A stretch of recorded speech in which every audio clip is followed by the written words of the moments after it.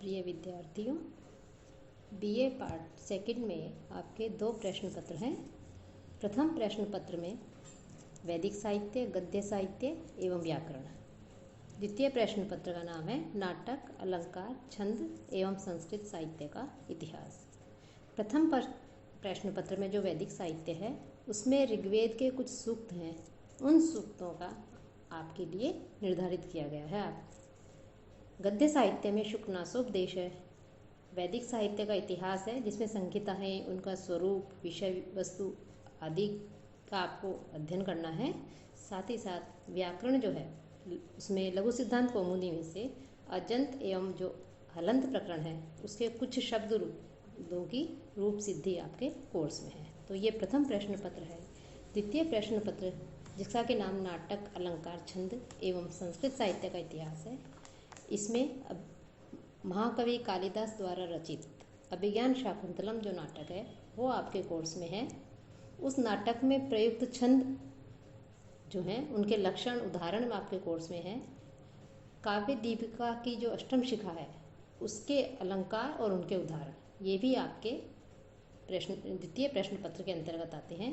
साथ ही संस्कृत साहित्य का इतिहास जिसके अंतर्गत वीर काव्य, महाकाव्य, काव्य, गीति काव्य, गद्य काव्य, नाट्य साहित्य और आधुनिक संस्कृत साहित्य ये आपके संस्कृत साहित्य का इतिहास में आते हैं, जिनका कि हम अध्ययन करेंगे। साथ ही साथ हिंदी से संस्कृत में अनुवाद भी आपके द्वितीय प्रश्न पत्र में ही आते हैं। तो सबसे पहले हम जो प्रथम प्रश्न पत्र हैं जिसका के नाम है वैदिक साहित्य, गद्य साहित्य एवं व्याकरण, इसमें वैदिक साहित्य से जो है हम प्रारंभ करेंगे। वैदिक साहित्य में जो ऋग्वेद है उसके कुछ सूक्त हैं, उनका अध्ययन किया जाएगा। कि वेद क्या है? कि वेद संसार के सर्वाधिक प्राचीन ग्रंथ हैं तथा भारतीय संस्कृति के प्राण हैं। भारतीय धर्म, साहित्य, सभ्यता, दर्शन इन सब की आधारशिला वेदों के ऊपर ही अधिष्ठित है।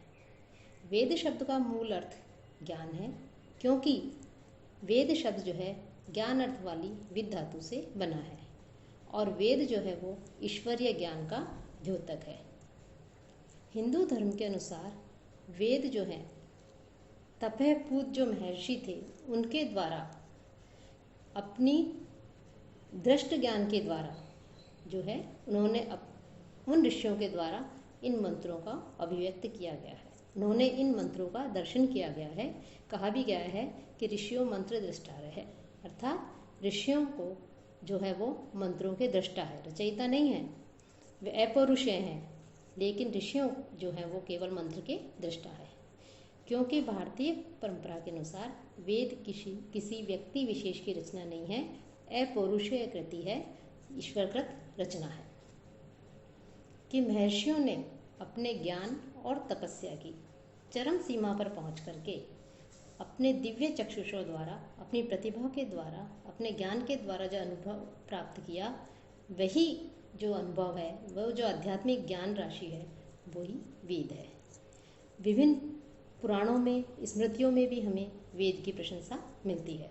मनु के अनुसार वेद जो है वो पितृगण, देवता तथा मनुष्यों का सनातन तथा निरंतर विद्यमान रहने वाला चक्षु है। वेद के महत्व को ध्यान में रखते हुए ही मनु ने वेद निंदकों को नास्तिक की संज्ञा दी है कि नास्तिको वेद निंदक है, अर्थात जो वेद की निंदा करने वाले हैं, जो वेद की निंदा करते हैं वो नास्तिक होते हैं। कि वेद शब्द जो है उस वेद का प्रयोग मंत्र और ब्राह्मण के लिए हुआ है। मंत्र ब्राह्मणयोर वेद नाम ध्येयम। अब मंत्र किसे कहते हैं? कि जिसका मनन किया जाए, मननात् मंत्रः, अर्थात जिसका मनन किया जाए उसे मंत्र कहते हैं। इसके द्वारा, मंत्रों के द्वारा यज्ञ अनुष्ठान किया जाता है एवं देवताओं की स्तुति की जाती है। ब्राह्मण के बहुत से अर्थ हैं जिनमें एक अर्थ यज्ञ भी माना जाता है। हम ये कह सकते हैं कि ब्राह्मण ग्रंथ उन्हें कहते हैं जिनमें यज्ञ की विभिन्न क्रियाओं का वर्णन किया जाता है। वेद के देखा जाए तो स्वरूप की दृष्टि से वेद के 3 प्रकार के माने हैं, ऋक्, यजुः तथा साम, जिसमें अर्थ के कारण, अर्थवशात चरणों की पादक व्यवस्था हो उसे ऋक् या ऋचा कहते हैं, और इन ऋचाओं को जो गाया जाता है, गायन को जो गीति रूप में प्रस्तुत किया जाता है, उसे साम कहते हैं।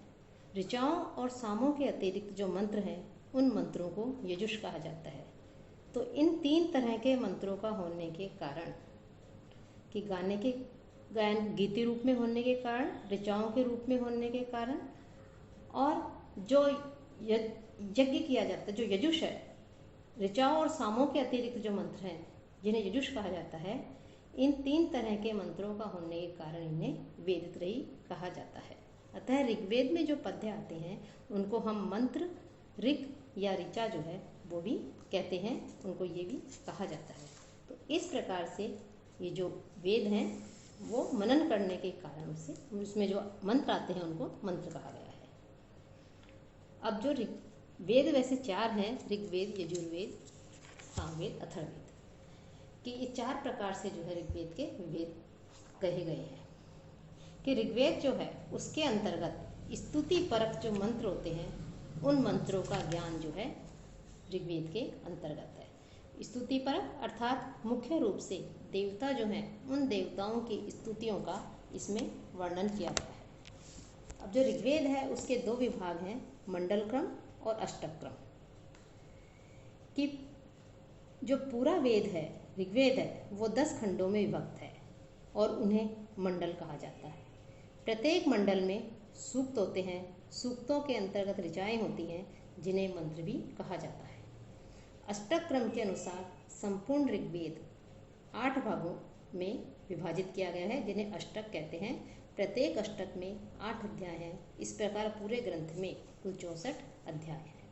तो ये जो है ऋग्वेद का विभाजन जो है वो मंडल क्रम और अष्टक क्रम से किया गया है। अब ऋग्वेद का वर्ण विषय क्या है, ऋग्वेद का विषय विवेचन क्या है? तो ऋग्वेद में जो है विभिन्न देवताओं की स्तुतियों का विशाल संग्रह मिलता है। इनमें अपनी इष्ट सिद्धि के निमित्त, कि हम जिस कार्य को सिद्ध करना चाहते हैं, हमें जो इष्ट है उसकी सिद्धि के निमित्त देवताओं से स्तुति की गई है, उनसे प्रार्थना की गई है। देवताओं में अग्नि, इंद्र, वरुण, विष्णु आदि की स्तुति में अधिक मंत्र कहे गए हैं। साथ ही साथ सविता, पूषा, मित्र, विष्णु, रुद्र, मरुत, पर्जन्य आदि देवता और उषा देवी जो है, देवियों में उषा की भी हमें इसमें स्तुति मिलती है। यास्क का जो निरुक्त है उसमें वैदिक देवता जो हैं उनके 3 प्रकार माने गए हैं, कि पृथ्वी स्थानीय, अंतरिक्ष स्थानीय और द्यु स्थानीय। इनमें पृथ्वी स्थानीय जो देवता हैं उनमें सबसे प्रधान देवता अग्नि को माना गया है। अंतरिक्ष स्थानीय देवता में वायु तथा इंद्र को माना गया है और सूर्य जो है वो द्यु स्थानीय देवता है। तो इस प्रकार से ये 3 प्रकार के जो है वैदिक देवता माने गए हैं, पृथ्वी स्थानीय, अंतरिक्ष स्थानीय और द्यु स्थानीय। और जिस सूक्त के ऊपर जिस देवता का नाम लिखा हुआ रहता है, उस सूक्त में उसी देवता की स्तुति की जाती है, उसी का स्तवन किया गया है, उसी का प्रतिपादन किया गया है। आपके जो ऋग्वेद है उसके निम्न सूक्त जो है वो आपके कोर्स में है, कि अग्नि सूक्त, वरुण सूक्त, इंद्र सूक्त, क्षेत्रपति सूक्त, विश्वदेवा सूक्त, प्रजापति सूक्त और संज्ञान सूक्त। तो ये जो है आपके 7 सूक्त हैं, ये 7 सूक्त आपके कोर्स में है। अब सबसे पहले जो अग्नि सूक्त है, इस अग्नि सूक्त में कुल मिलाकर के जो है आपके 12 मंत्र आते हैं। अग्नि सूक्त के अंतर्गत आपके 12 मंत्र हैं और हर मंत्र जो है उनमें अग्नि देवता जो है उन्हें देवताओं का दूत माना गया है, धन से युक्त माना गया है, संपादक माना गया है, प्रजापालक माना गया है, हवि को देवताओं तक ले जाने वाला माना गया है अग्नि को, और साथ ही साथ देवताओं को उस यज्ञ भूमि में बुलाने के लिए भी अग्नि का आह्वान किया जाता है, उसकी स्तुति की जाती है। साथ ही साथ अन्य देवताओं के साथ साथ अग्निदेव को भी सम्मान दिया जाता है और उसे भी कुशासन पर बैठने के लिए कहा जाता है। अग्नि जो है वो घी से प्रदीप्त होता है, प्रज्वलित होता है, और वो जो है जिसमें जो हवि डाली जाती है, यज्ञ किया जाता है, उसमें जो हवन सामग्री डाली जाती है, उस हवि को वो देवताओं तक जो है अग्नि देवता जो है वो ले जाने का प्रयास करता है वो उसको देवताओं तक ले जाता है। तो अग्नि देवता जो है, उस अग्नि देवता को की इस सूक्त में जो है प्रशंसा की गई है, उनकी प्रार्थना की गई है, उनकी स्तुति की गई है। तो ये अग्नि सूक्त, ये सबसे पहला सूक्त आपके कोर्स में है ऋग्वेद में। इसका हम आगे की कक्षा में अध्ययन करेंगे।